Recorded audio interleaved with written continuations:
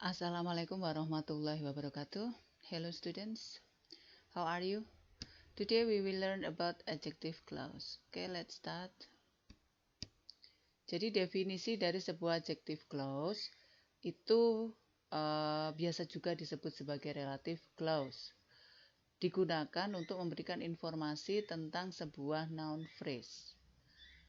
Clause kalau dalam bahasa Inggris itu semacam kalimat majemuk bertingkat. Jadi dua kalimat yang digabungkan menjadi satu dan biasanya memerlukan sebuah kata penghubung. Makanya disebut relative clause.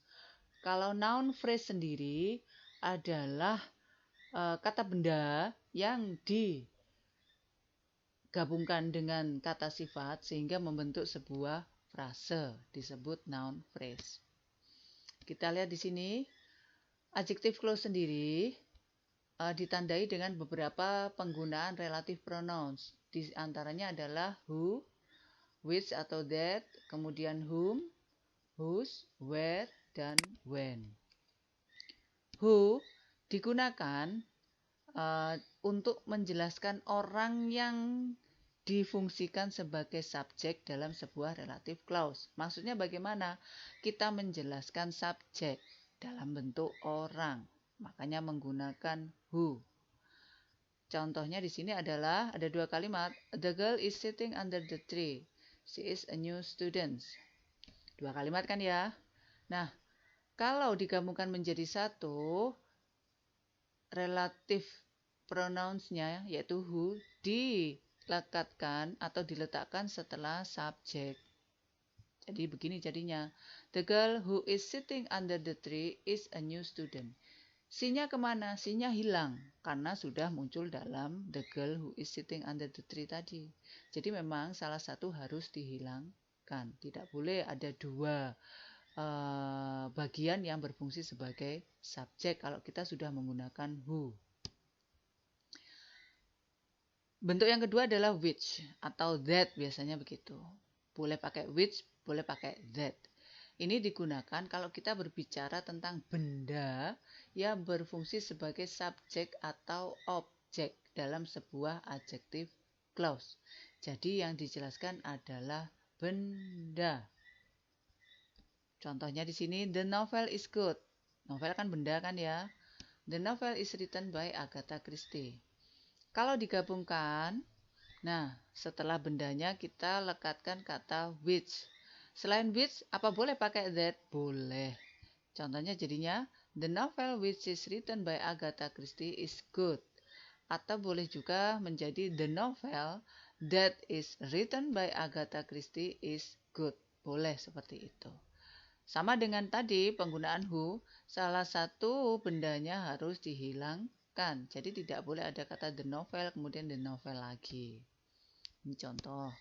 Kemudian berikutnya menggunakan where. Ini kalau kita berbicara tentang tempat. Contohnya, this is place. We meet here for the first time. Bagaimana menggabungkannya? Nah, seperti ini. This is the place where, nah, ada where-nya, we met for the first time.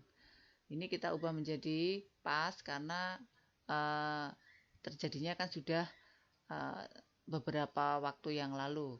Kemudian adakah bagian yang dihilangkan? Ada, yaitu here. Here di situ kan menjelaskan tempat. Nah, sudah cukup diwakili dengan kata this is the place. Next, pakai whom.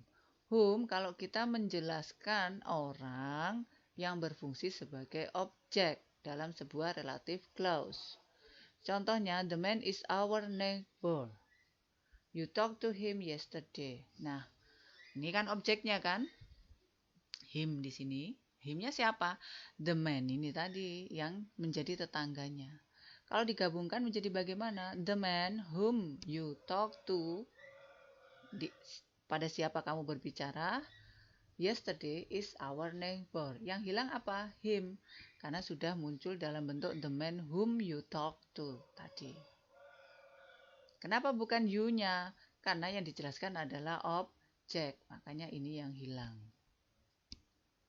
Next, kalau menggunakan whose. Whose itu untuk menjelaskan tentang possession atau milik. Contohnya, this is the boy.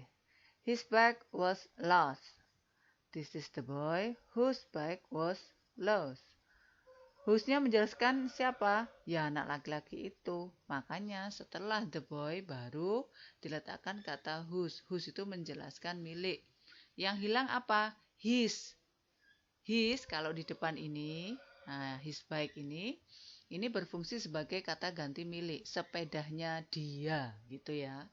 Makanya hilang dia his-nya di sini. This is the boy whose bike was lost. Karena sudah diwakili dengan bentuk whose. When itu digunakan kalau kita berbicara tentang waktu. Contohnya, this is the day.